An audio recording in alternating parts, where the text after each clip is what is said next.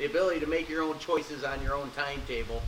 And it's amazing how many people don't have that. You know, it's like either through being money poor, time poor, or people poor, they don't have the choices that they really want. And so I look at network marketing, when I understood it, when I understood what I had a hold of, this thing quickly went from my head into my heart, because I realized it was a way to start blessing people's lives. I mean, so when you lack money, you know, you can talk about freedom all you want, but when you're in debt and you owe somebody, you know, the Bible says, owe no man anything except for love. And yet so many people, they're in bondage to debt. And the first thing we teach people is treat debt like cancer. Get rid of it. Get debt out of your system, because as long as you're in debt, you're in bondage. People get stuck in jobs they don't like, all kinds of things, because a lack of money leads to lack of choices. So that's one side. But it's not just about debt reduction, because you can get yourself out of debt and still be living, you know, you see these miser-like small thinking mentality where, yeah, they're out of debt, but they haven't taken a vacation, they're not enjoying the finer things, they're stingy with their money, stingy with their time. And so the other side is to get a big dream. In other words, a true financial success involves defense, being able to look down and make sure you are spending less than you make. If you said, what's the secret to financial success? It's real simple. Spend less than you make, compound it over time. You're like, oh, come on, Orrin, it's got to be tougher than that. And I'm like, no, it's that easy to explain. It's very tough to discipline, because so many people, you find something you like and you want it so bad that you end up selling yourself into slavery, debt slavery, in order to get this new car or buy this big house and put yourself in a position to where you really can barely make the payments. And so, we've got to go defense, then get on offense. And the number one thing you can do for offense, according to Warren Buffett, is invest in yourself. So you hear so many people talk, well, why do everybody in network marketing talk about read, listen, and associate? I'll tell you it right now. Because the reason people are failing in life is because they got their ant mind and their elephant mind messed up. The ant mind is your rational, me being an engineer, that's what I lived in as. I was the king ant. Everything was details, everything was rational. I didn't understand the power of a dream until I got started in network marketing. The elephant is the subconscious mind. It thinks in pictures, it thinks in visions. And they say every second that you're in your ant mind, your brain stimulates 2,000 neurons per second. Your elephant mind in the vision, it's 4 million neurons per second. 2,000 to 4 million. That's 2,000 times more mental energy when you're in your elephant mind. You know why most people are failing in life financially? They live their life in ant mode. And it's like what network marketing is, it's a gathering of the elephants to start doing an elephant charge towards people's dreams. Wow. So you're stimulating the concept of thriving within the subconscious mind. Thriving with the subconscious mind, being able to stimulate the conscious mind to make the correct decision. Now imagine it like the ant hopping on the back of the elephant. The ant says, this is the direction I want to go, and you start programming your subconscious mind into believing the direction that you want to go in your life. Lori and I started in a trailer, a single wide 12 by 60 trailer.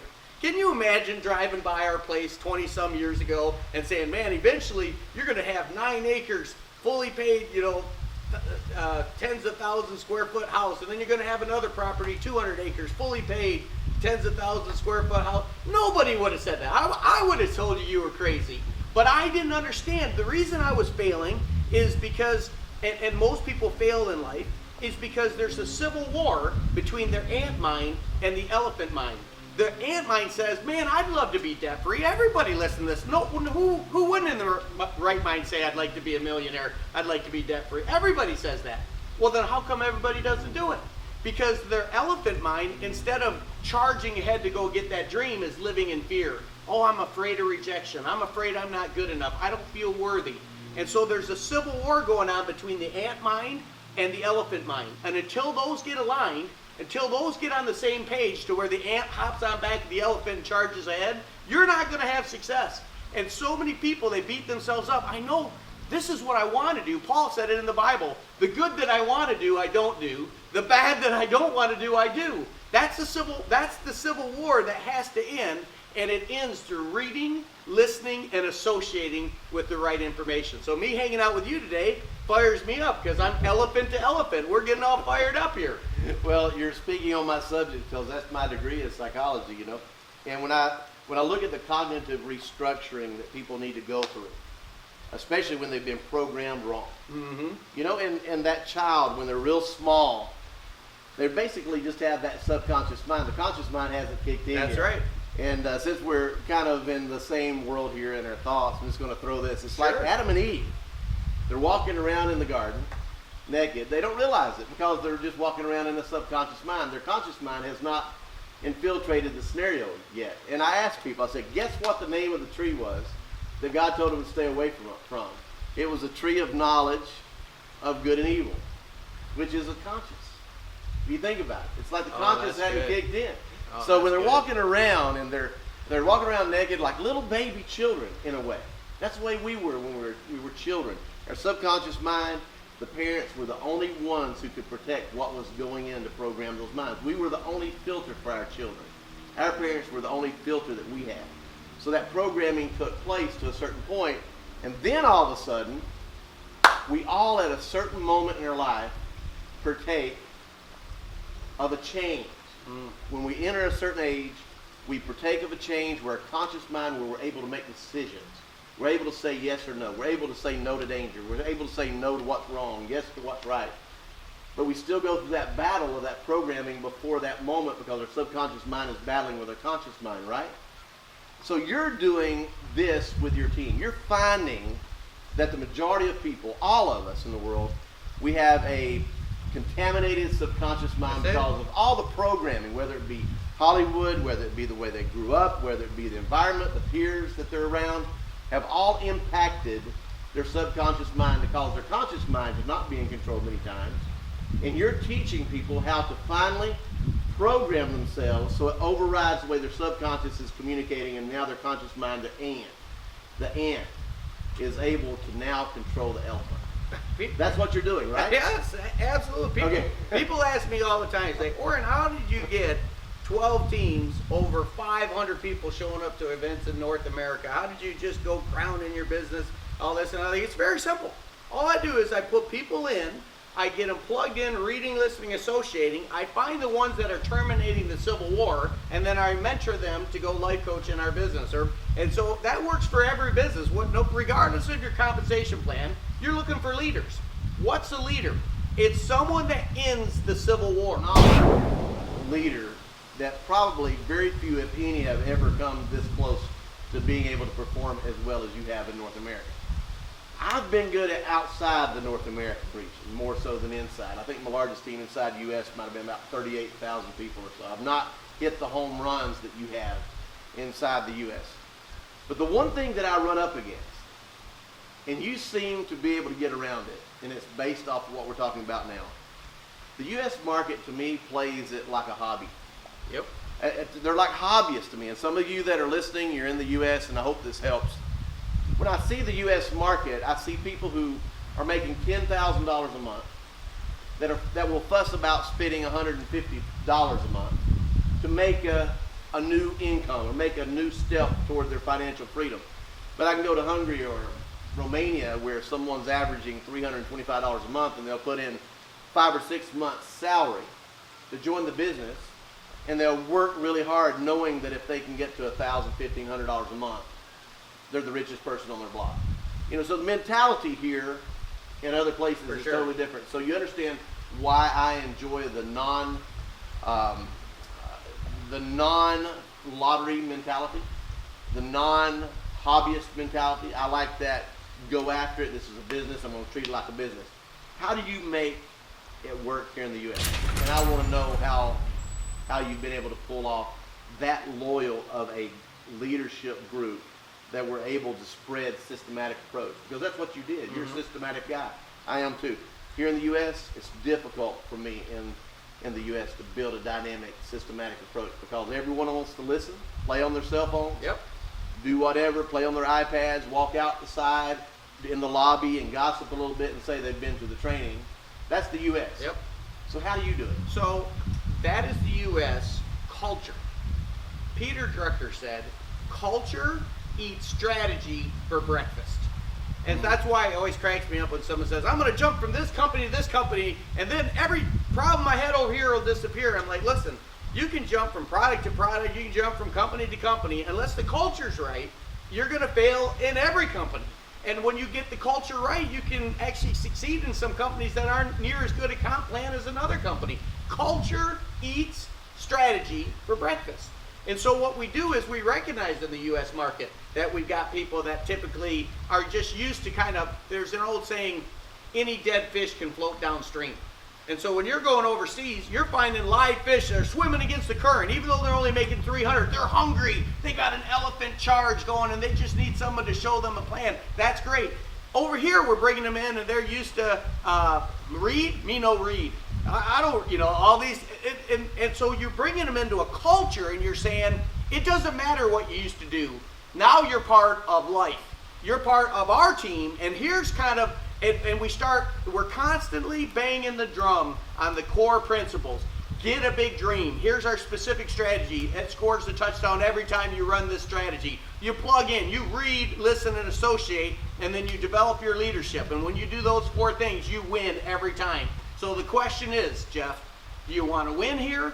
He said, that thing you told me that you wanted your wife home. Do you truly want, if you want your wife home, these 4 things are separating us from getting it. If we want to do it, we got to do these 4 things. You know what we need to do next? I'm speeding it up a little bit, but you know what we need to do next? And they always ask what?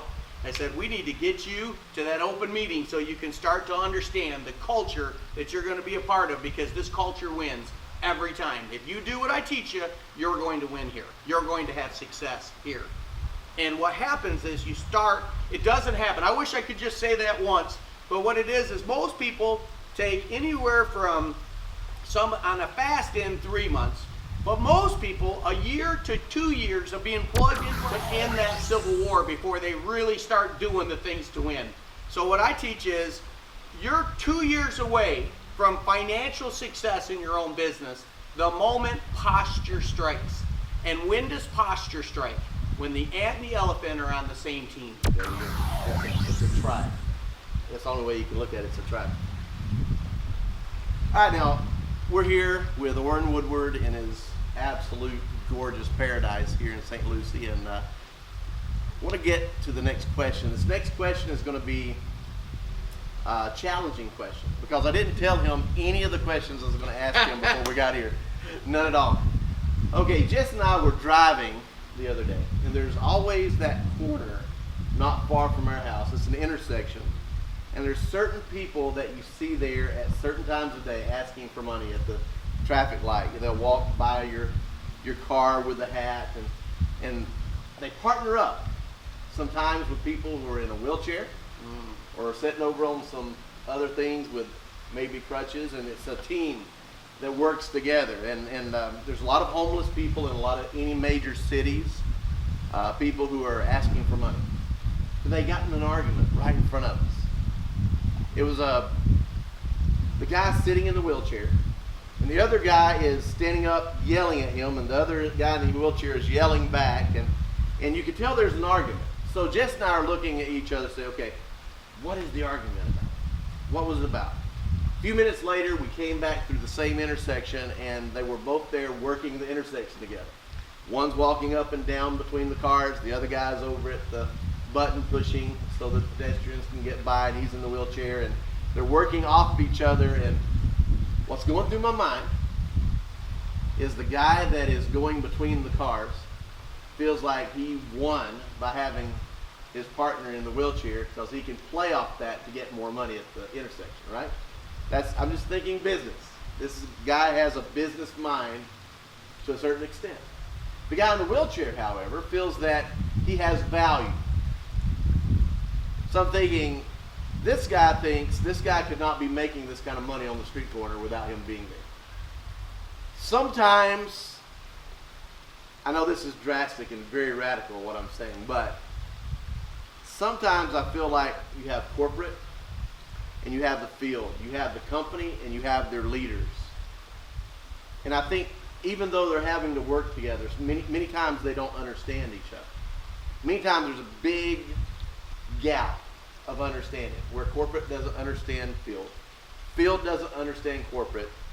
And you've been on both sides. I've been on both sides. We both understand that neither can work without the other. Absolutely. And what do you do? And what have you done in the past to cause your field to understand corporate and cause corporate to understand the field? That was a very loaded question. Oh, but I had that's to throw great. it at No, it's like, it's like, do you win an arm wrestling contest against yourself? I mean, it's like you can battle all day long, and either way, if one side wins, the whole company loses. And so, to me, it's a matter of setting it up to where, again, getting back to culture, is create a culture to where the tide must rise for all boats to rise with it. If you create it to where corporate can win while the field's losing, you created a win-lose structure, and that company won't make it. If you create a structure to where the field can win when the company's not winning, you created a win-lose culture, and that's not going to last. You've got to create it to where when the field wins, it's because the company's winning, and you figure out, okay, how much company profits, how much field profits, and create a structure that it's written in stone, and so that there's no way that one side can win against the other. It's very similar. When you talk about the field and the corporate, it's very similar to a husband and a wife. There's so many husbands that think, I'm going to show I'm a man and dominate and control their wife. And I've won every argument. It's like you win arguments and lose wars. It's like to me, you've got to recognize that it's like the whole body. You can sit there and say, well, the brain, it's smarter than the leg. But without the legs, the brain ain't going to go too far. You're not going to move. And so you've got to recognize that you're one, create the structures in place, and quit trying to sub-optimize by having a portion win against the other, because there is no, Chris Brady, my best friend, is the CEO of our company. And I have 100% respect and trust in Chris after 22 years of being in business together. So I know when he's telling me the perspective from the corporate side, I don't have to wonder if he's sugarcoating this or spinning that. I know it is from his vantage point, from what he's seeing, that is what is. And then I'll bring my vantage point and I can discuss what I see going on in the field. And so our division in our company, division is the wrong word, our partnership in our company is Chris runs the corporate side and supports the field. I run the field side and support the corporate, but we're a partner. When we get on the phone, we're like, hey, how do we help the whole tide rise? Because if the tide rises, the corporate boat rises and the field boat rises.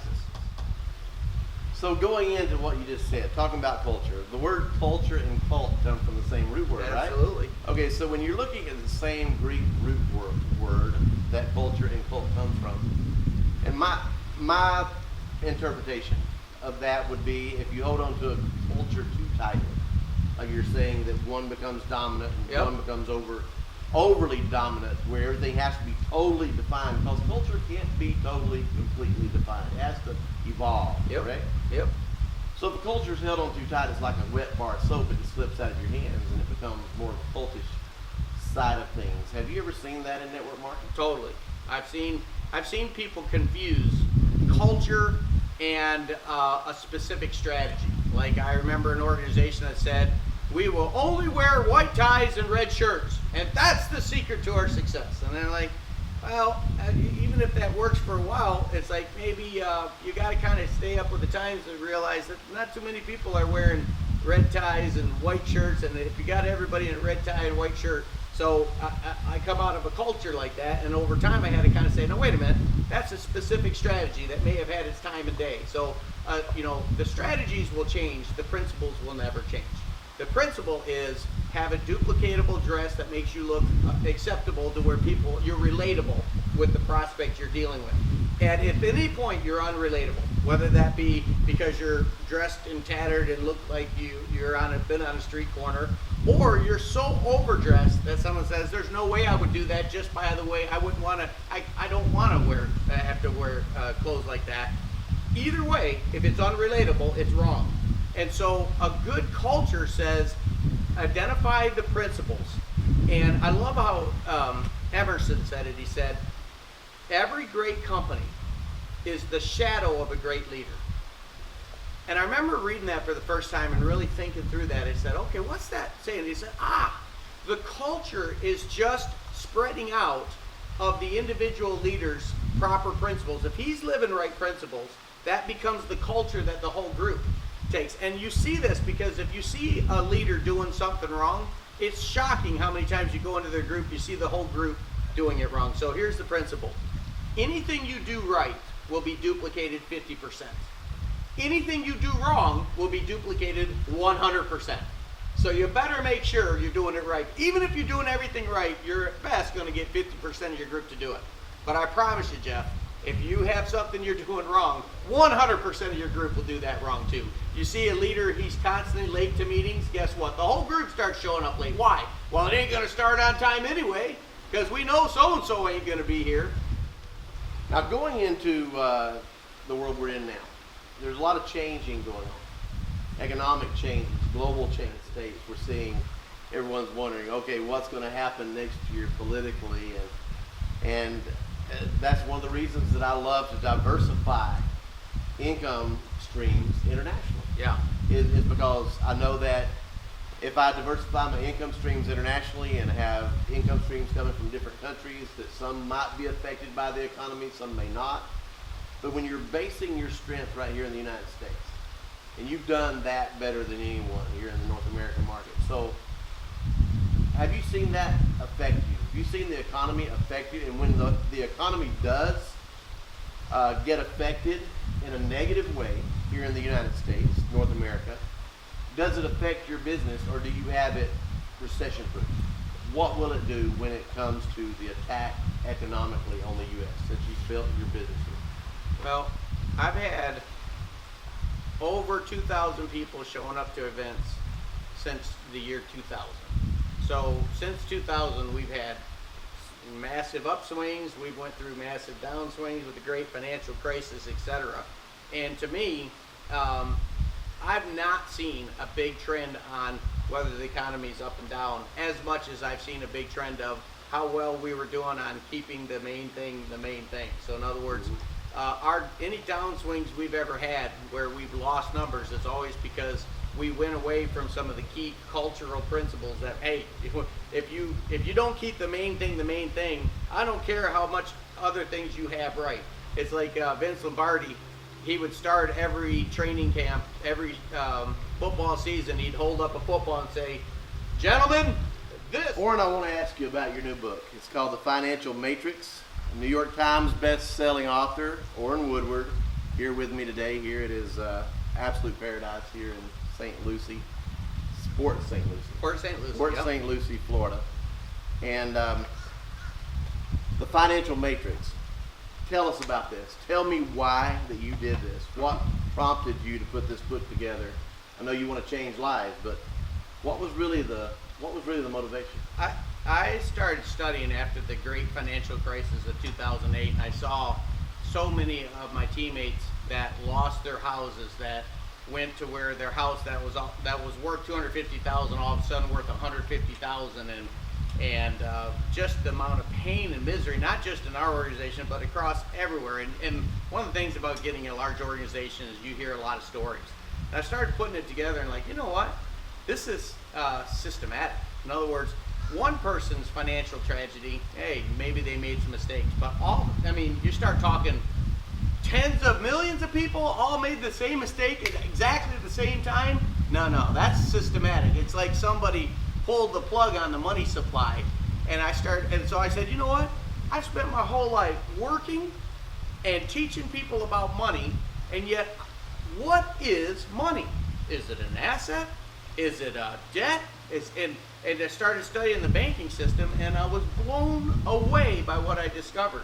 When I started understanding that banks can literally create money out of thin air, loan it, say, Jeff, you want to buy $1 million house? Oh, you got the assets? Sure, here you go. And they literally just debit your account $1 million so you buy this house.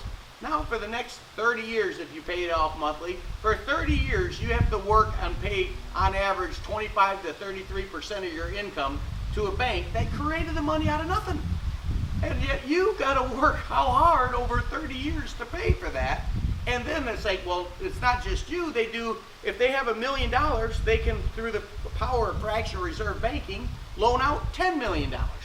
And now with these collateralized debt obligations, they can actually take $1 million and turn it into $100 million. So they loan out $100 million. If at any point, if you paid it for 20 years, and then something happens, the money supply goes down, which I'm, the boom bust cycle, all of a sudden you lose your house. You paid for it for 20 years. The bank gets your house fully, even though they created the money out of nothing. Now they have a real asset, and guess what they do with that house?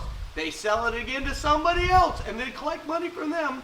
I'm like, no wonder finances, the financial sector is making all the money because it's a parasite on the real entrepreneurs.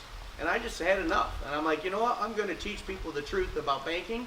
I'm going to show how they can get out of the financial matrix to where they aren't beholden to this fractional reserve banking system and live a cash lifestyle and still enjoy their dreams without the debt. So when you're looking at the financial matrix, you're looking at an answer to people's struggles, and you're seeing this becoming more epidemic. You're not seeing it starting with just a few people that are in a club. You're talking about taking this message where it's straight across the board, where understanding of this material, it looks like you've done a lot of research, obviously.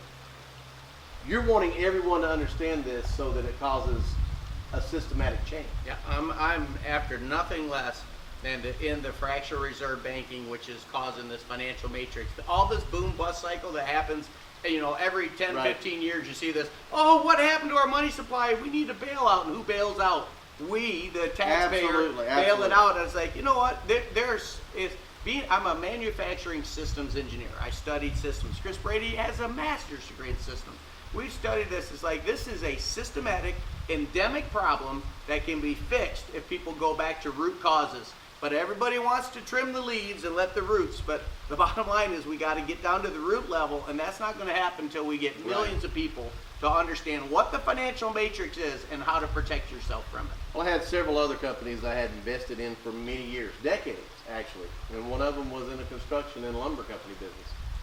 And I was watching the economy, and I looked at the history of the economy, and I've seen that there was a recession approximately every 10, 15 years, There you about 10, 11, 12 years. But what was most interesting to me, well, if you look at the first recession and then the next recession, you go all the way back to the Great Depression and carry it all the way until now. Every recession got bigger. It lasted longer. Yep. It went from 3 months to 4 months to 8 months, and it kept growing. And I knew that the recession that we were going to go into in 2008, I knew that that recession was going to last long enough to meet the next recession. I said, it's now time for me to shut doors. I wanted to shut my doors on my other businesses so I could just basically just focus 100% on network marketing and not ride out another wave of loss to try to catch the next wave, because this was going to last a while. And we've seen it. We've seen it.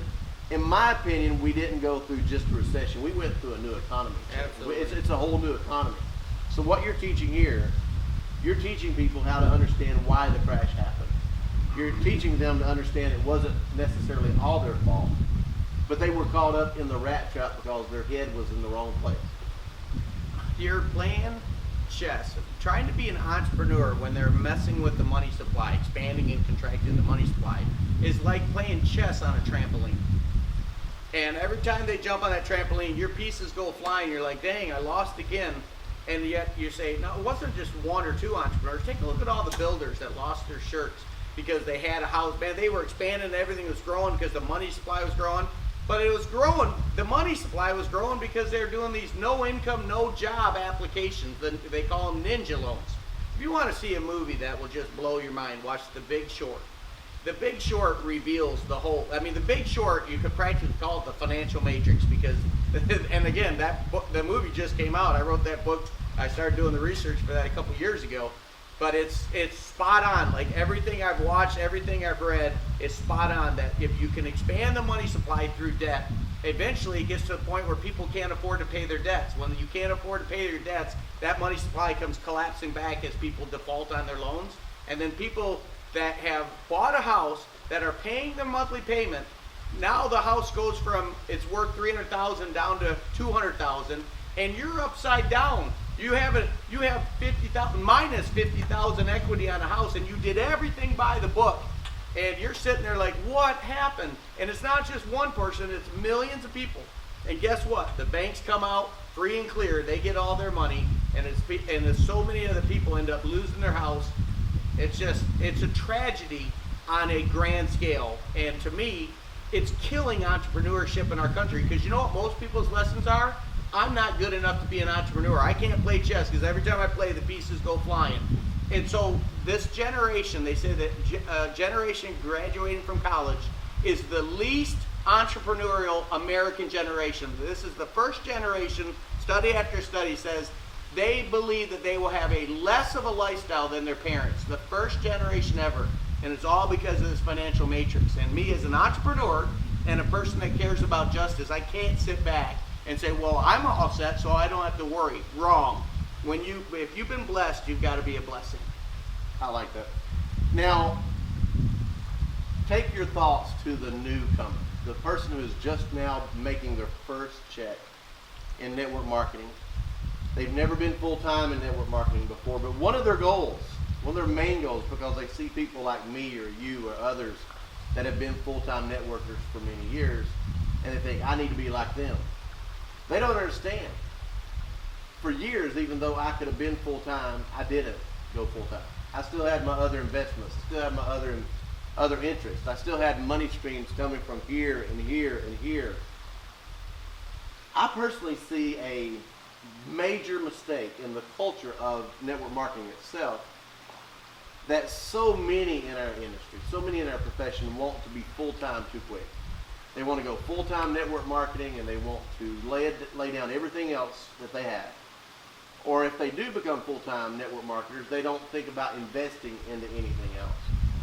And it's only one egg in one basket.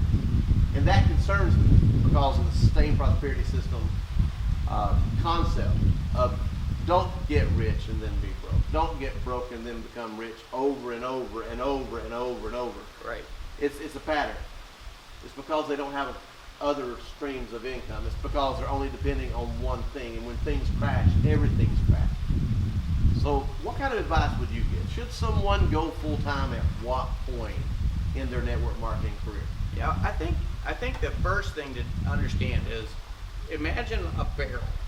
And there's money going into the barrel, and then there's holes at the bottom where money's going out of the barrel. And your goal is to close as many holes, so that's the money going out, your expenses, and then figure out as much money coming in as you can at the top. So when you say, well, when should they leave their job? Well, that depends on how many holes they got coming out the bottom and how much they got coming in at the top.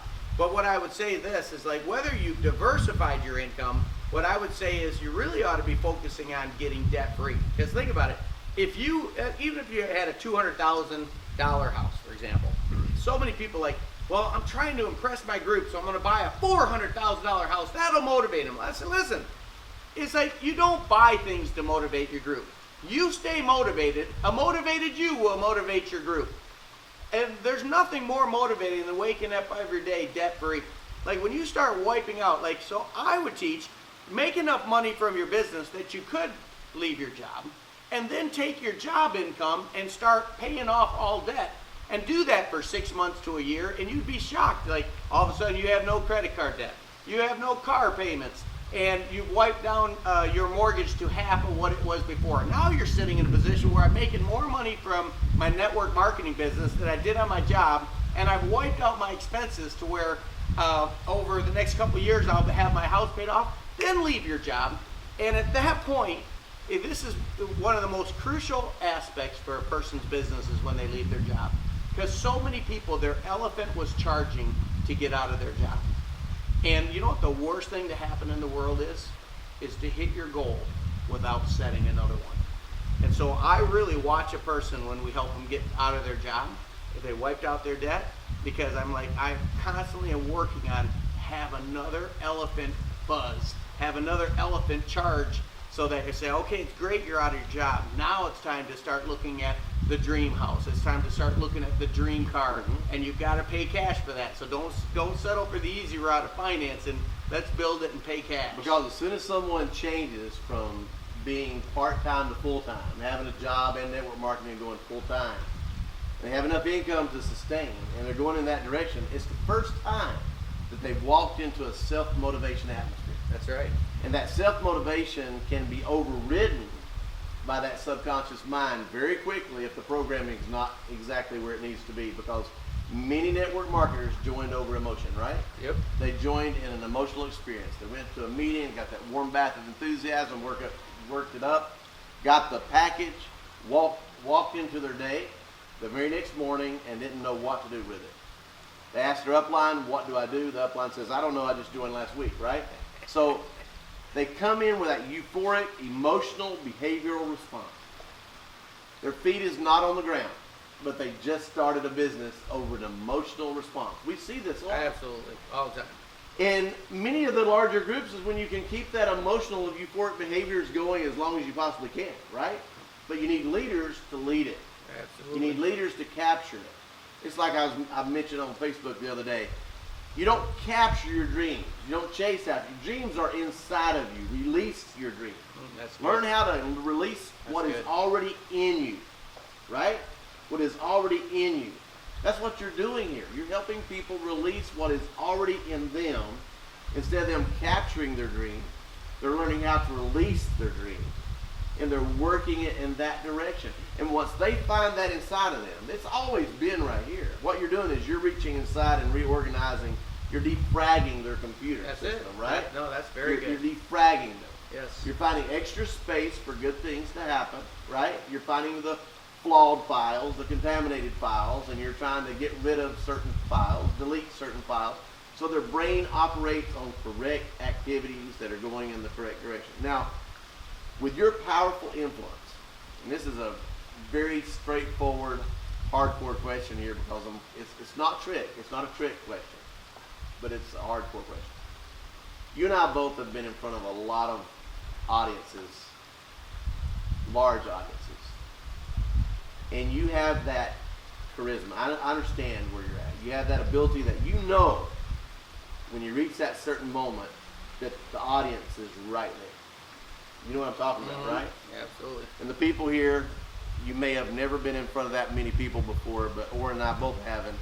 We understand that when we're speaking, we reach a certain moment that we know the audience is right there, in the palm of your hands, and now it's our responsibility of what to do with that moment, because there's a lot of responsibility on our shoulders at that moment. The word manipulation comes into effect. Now, if we're talking about clay and we manipulate clay into a beautiful image, that's a good use of the word manipulation, right? We're molding and shaping people's thoughts and their thinking many times when we're in front of these audiences. We're causing them to think a certain way. The word motivation is strong, but the word manipulation can sometimes be used in this setting.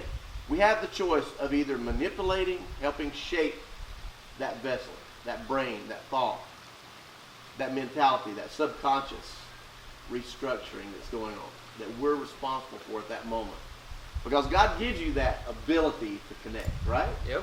And you know it when it happens. People in this audience have no idea how much responsibility we have at that moment, and at the same time, how much of a weight that if our hearts were not in the right place, we could manipulate in the wrong direction. Yep. And we've seen leaders do this. Absolutely. We've seen people do this over the years. And you have leaders like Orrin that is in front of thousands and thousands of people on a consistent basis. Isn't it awesome that you have an individual like that uses that talent for the correct reason, to help people for the right direction instead of using it to motivate them and manipulate them in the wrong direction? Now, how do you manage?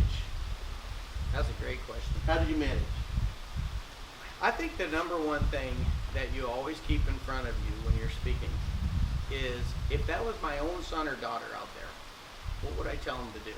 If it was a young me out there, knowing what I know now, if I was out there again, what would I need to know in order for me to win? Me meaning the new person out there in the crowd, because to me, it's only manipulation when you're telling people to do something that benefits you and harms them. It's not manipulation when you're telling someone to do something that blesses their life and that you just happen. It's as a leader in this business, it's like you walk through a minefield and you made it through to the other side and you still have both your legs, your arms. And so if you made it through and you go back and then you say, guys, listen, it's a minefield and you can get blown up. But if you follow the footsteps and you can see them, and if you do that, it's going to be tough. You're going to be tired sometimes, and every time that you dream, it's going to stretch you.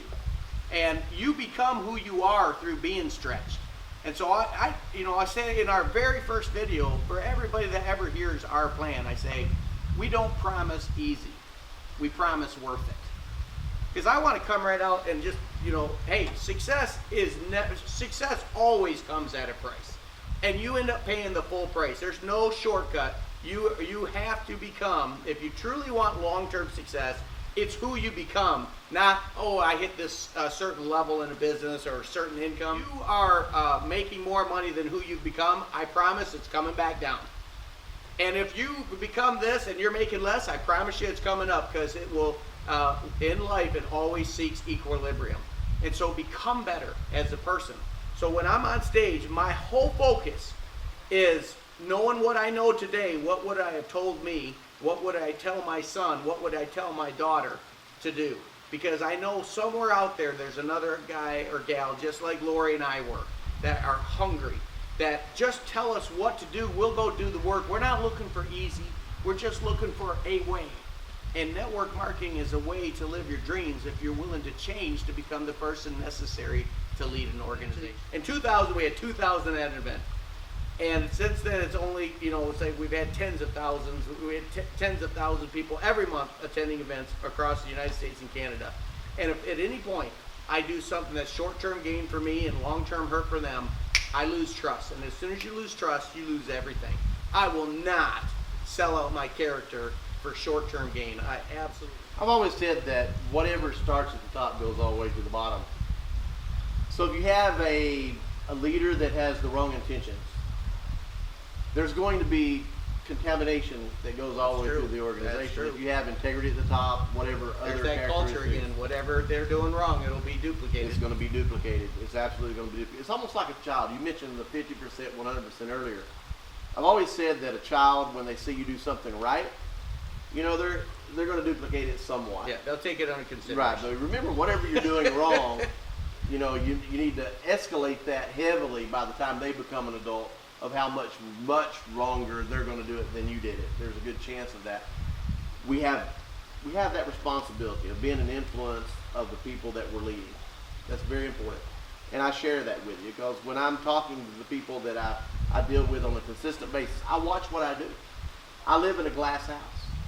We all live in a glass house. The larger our leadership becomes, it's easy to break that house. It's easy to throw rocks at a glass house and cause damage. So we have to live above reproach sometimes, don't we? If we're going to be a big enough leader to be who we say we are. And to live above reproach means we watch what we do. We watch what we do in front of people. We make sure the perception is accurate according to something that's not going to be offensive, something that's going to be strong in our leadership characteristics. So can you give me an example of what you teach your organization around the word integrity, or setting an example, or perception? Charles Spurgeon said, a great Baptist minister in England at the 19th century. He said, write your life in the sky. Imagine everything you do, you write it in the sky. And if everybody in the world can look up and say, whoa, there's Jef. Well, let's see what Jef was up to today. And if there's any part of what you're writing up there, if you can't write it in the sky, the question is, why are you doing it?